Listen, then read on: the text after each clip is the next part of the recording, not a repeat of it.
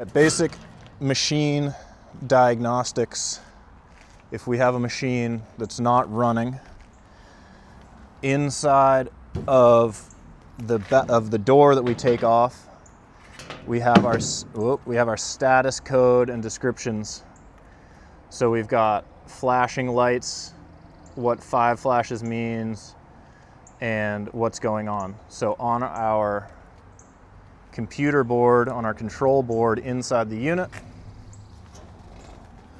there's a small light that will flash. Actually, on these units, I do not know where the light is. When the power gets turned off to the system, the board resets, and it might take a few hours for the machine to trigger the same code. So if we can respond to a job site within a few hours and the machine's not running, we tell the builder, just leave it not running so that we can see if there's a code.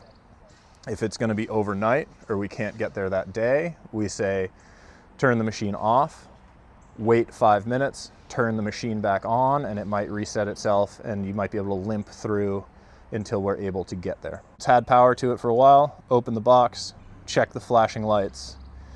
If we don't have flashing lights, then we start with the most basic stuff first. We make sure that we have power outside of the unit. Street power lines from the temporary power pole or wherever have power to them. Then we make sure that we have power running into our machine, make sure that our breakers are not tripped, and that we have a full 240 volts coming into the machine. You can press the contactor button and it'll turn on the compressor when it's pushed in. That's a good test to see if there's power running into the machine. We want to test with a multimeter, make sure we've got 240 volts. Once the high power stuff has been tested and we are confirmed we've got power to the machine, then we know that there's an issue with the thermostat telling the machine to turn on. The first thing to check is this little fuse right here. It's a 3 amp fuse. This protects our control boards from getting too much power to them and getting fried. So if there is a short circuit in the thermostat wires, this will get blown. If this is blown, we know that there's an issue with our thermostat wiring down here.